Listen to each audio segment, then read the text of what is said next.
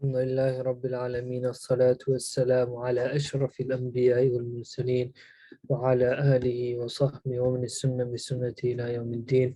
اللهم اجعلنا منهم ومن الذين آمنوا وعملوا الصالحات وتواصوا بالحق وتواصوا بالصبر آمين يا رب العالمين. ثم ما بعد. السلام عليكم ورحمة الله وبركاته. Inshallah, today we'll be talking about the Sabbath Breakers. So this is another story which had happened at the time of Banu Israel. And Allah subhanahu wa ta'ala, He makes mention of this story, or a bit of this story, the ending of the story in the Quran, in Surah Al-Baqarah. And we'll come to the ending towards the end when we finish the story. And Allah Azza wa Jal, He mentions this in the Quran, specifically telling Muhammad sallallahu alayhi wasallam, He's saying, "Oh Muhammad, go ask the Jews at the edge of the city of Medina." So this is a Madani ayah, so it's revealed in Medina. And go ask them about the town that lived near the sea, and that they were from the Banu Israel, the Sabbath breakers.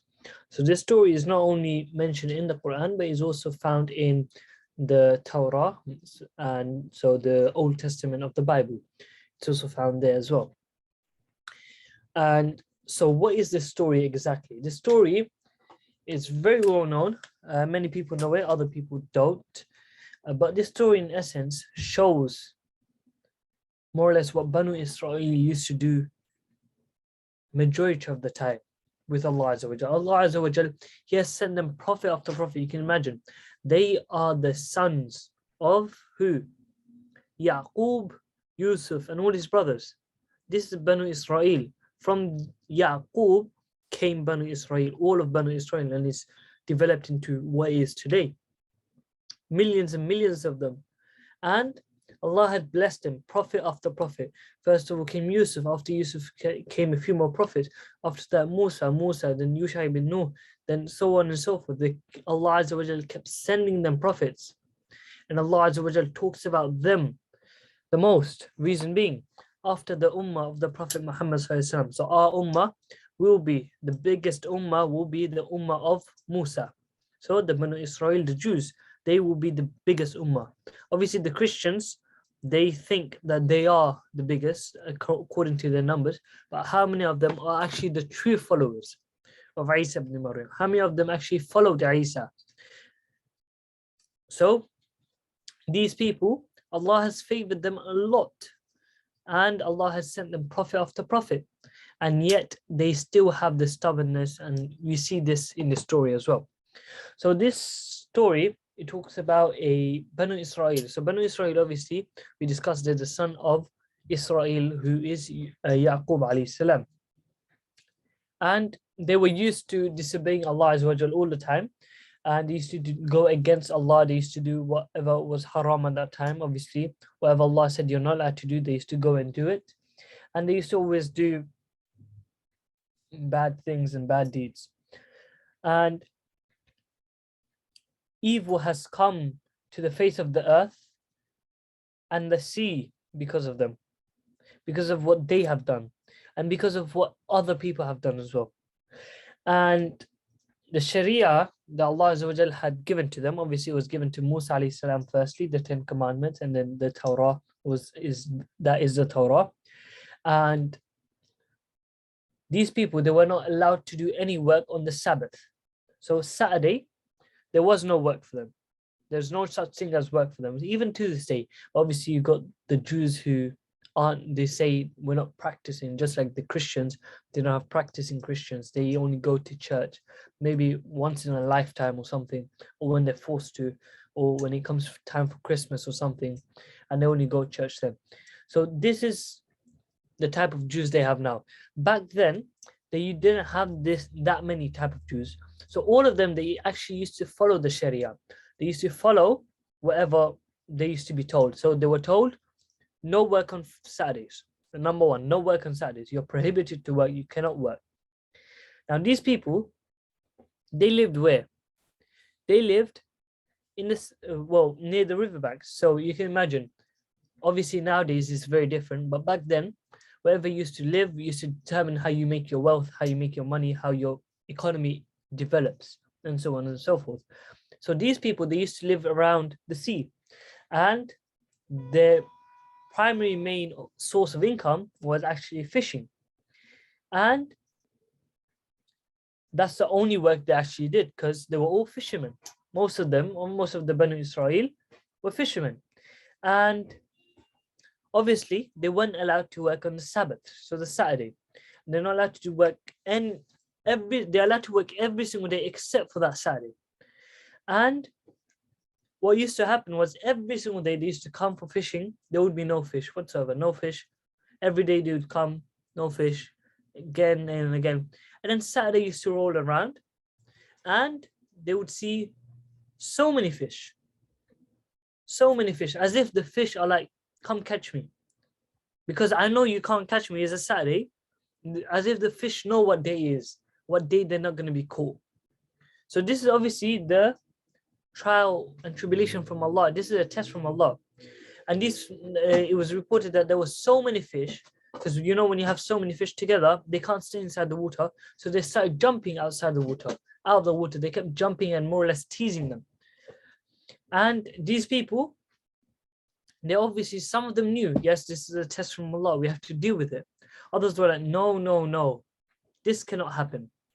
So one day, a man thought of a trick.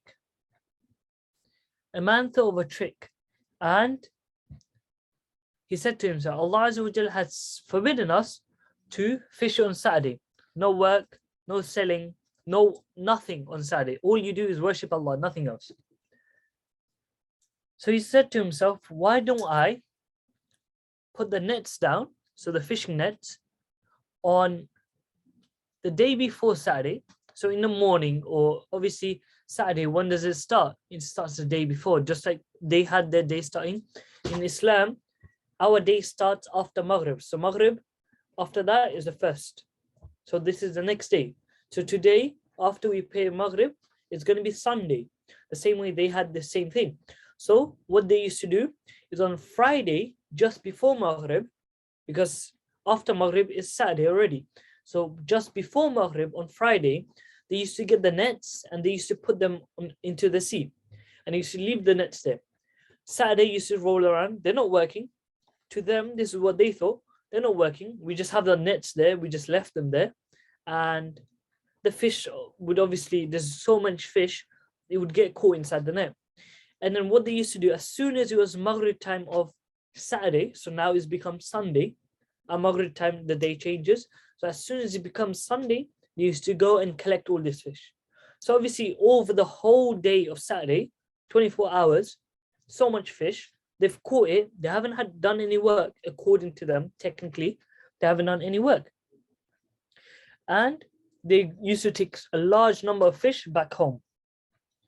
And one day, there was one man who thought of this trick at first. And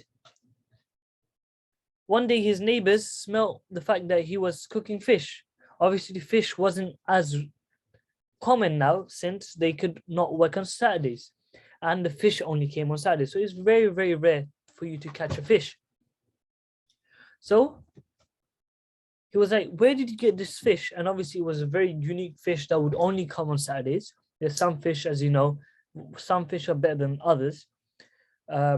So it was a very nice smell, and they asked him, where did you get this fish from? And he said, oh, this is what I've done to get this fish. So technically I haven't worked on Saturdays. So he taught them this trick. And this trick slowly started being implemented to every household. So everyone started doing it slowly. A lot of people started doing this. And this trick was known throughout the whole of the town now. Just like a rumor spreads, oh, you can do this, you can do that. As soon as you hear someone saying, oh, there's free ice cream down the road, doesn't matter what it is, as soon as people hear free, they translate to something else.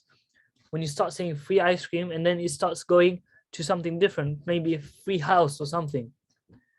So this is obviously what happened at that time. The people, obviously, they started getting amongst each other, and some people actually thought that you were allowed to do this. Leave it out on Friday night and then collect it on Sunday. And obviously, this trick was known throughout the whole city now. And obviously the trick got cleared up and everyone knew exactly what they had to do in order to catch a fish. Now, many people obviously objected to this, those who are true believers in Allah Azza wa Jal. And they said, who are you tricking? This is the law of Allah. Allah has told you you cannot fish on this day. Who are you trying to trick? Are you trying to trick Allah Azza wa Jal? Are you trying to play this as a game, this life as a game? Is this life for you as a game that you can find your hideouts or you can find the cheat codes away? And obviously they thought, the people who were doing this, they were like, yeah, we're really smart. We're really smart. The fact that we could come up with this solution, so-called solution. And now at this time, the trick was very well known, and the town has now been split from a mini town, you can imagine, maybe a few thousand. And they were now split into three groups. One group was those who didn't care about the others. So they were like, we're not fishing like they do on Saturday, but we're not going to tell them to stop. And what they used to do is, to the ones that used to tell them to stop, they used to tell them, don't bother with them. There's no point bothering them. They're just useless. And so one group was the ones who were breaking the Sabbath. They were fishing. That's one group. The second group are those who used to tell the Sabbath breakers, don't do this. Don't fish. So one of them was fishing. That's one group. They used to fish on Saturdays. Another group used to tell them, don't fish on Saturdays. And they used to fish as well. The people that obviously they weren't hypocrites. They never used to fish, and they used to tell them not to fish. And there was one other group. And that other group was the group that was like, you don't fish. We're not going to tell them not to fish, but we're not going to fish. So the selfish ones. So you have those who are like, yeah, we're going to come into the mosque and then we go back home. We come to the mosque, we go back home. We don't talk to people. If we see anything wrong, we don't stop it. It's that type of people. And these people, they were like, we mind our own business. That's it. We don't care about the others. This is the third type of group. And now these people, they obviously, some of them started disobeying Allah. Obviously, this is a disobedience of Allah. Some of them were like, we've tried everything. We're telling them to stop. We're trying this. We're trying that. We tried our best. And they made a dua. They said, oh Allah, we've tried our best. We've tried our best to do everything we can in order to stop them. And Allah subhanahu wa ta'ala said that they kept reminding them about Allah to stop doing this.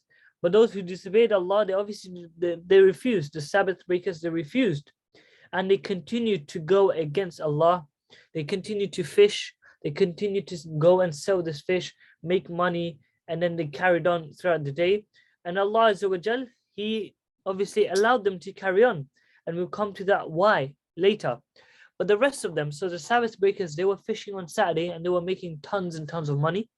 And the others, they were fishing on Sunday, Monday, Tuesday, Wednesday, Thursday, Friday. They never used to fish on Saturday.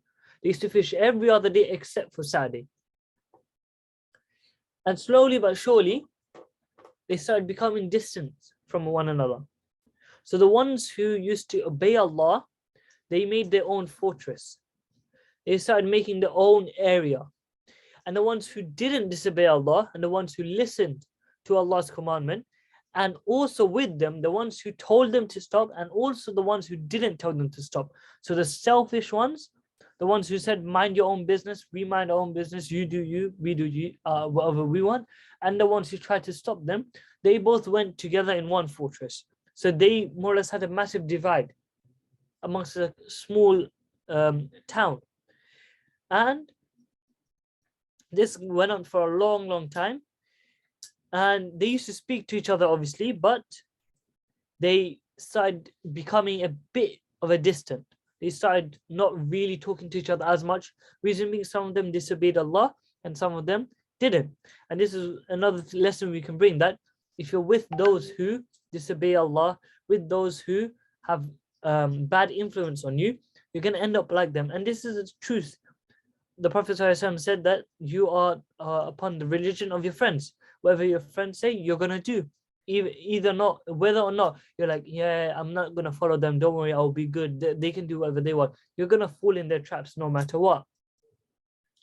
So Allah Azza wa Jal, He let those who were disobeying Allah, let them disobey Allah, and a time came where Allah Subhanahu wa Taala had now finally started punishing them.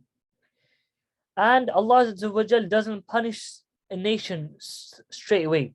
If you do something bad, Allah is not going to punish you right away. Allah will give you time to improve, to turn back to Allah.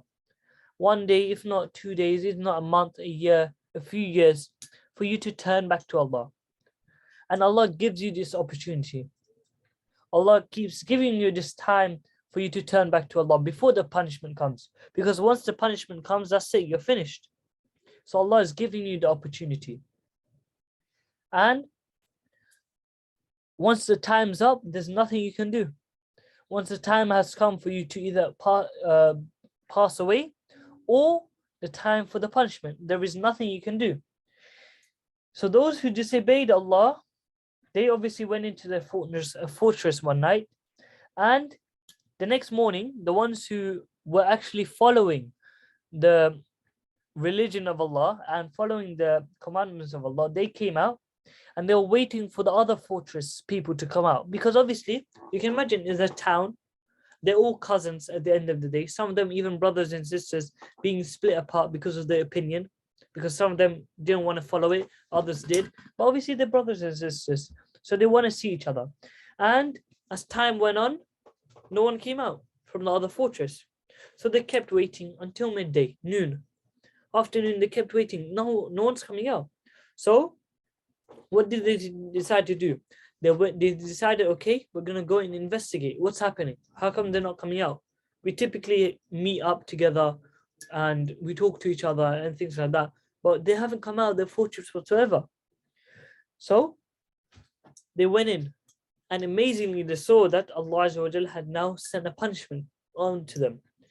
Allah had deformed every single one of them into apes, monkeys and apes, all of them. And in other verse, Allah Azza wa Jal says that they had been turned into apes and pigs. So despised animals, animals which no one wants. And Allah Azza wa Jal did not allow any of them to have any offsprings. So from before they were punished, the punishment was that they were not allowed to have any offsprings. Reason being, if you have disbelieving parents who are disbelieving, they're going to spread disbelief amongst others. This is why, as a punishment and as a way to stop them, Allah Azza wa Jal did not allow any offsprings to come from that specific type of people, the people who disobeyed Allah. And they were turned into apes and monkeys, and all of them, all of the ones who had disobeyed the commandment of Allah on Saturday, they were now gone. They were more or less apes and monkeys. There's nothing anyone can do. And 3 days after that, Allah had destroyed all of them fully. There was nothing left of them. And Allah Azza wa Jal, after that, He allowed the people who were obedient to Allah, did not break the Sabbath, He allowed them to cherish on and live on for a long time to come, until their grandchildren, their great-great-grandchildren started disobeying Allah. So a few generations went by when people were actually pious. And this is history. This is what history does.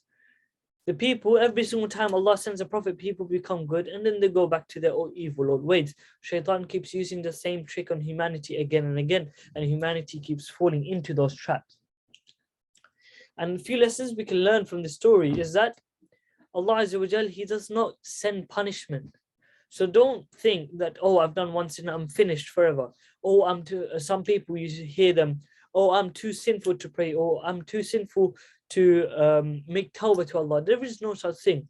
You saying you're too sinful is worse than the sin that you have committed. Reason being, you're saying Allah cannot forgive you. Astaghfirullah. So whenever you have committed a sin, always remember you can always turn back to Allah. It's never too late. It's never too late until the time of death, until there is no time left. Until that time, it's never ever too late to turn back to Allah Azza wa Jal.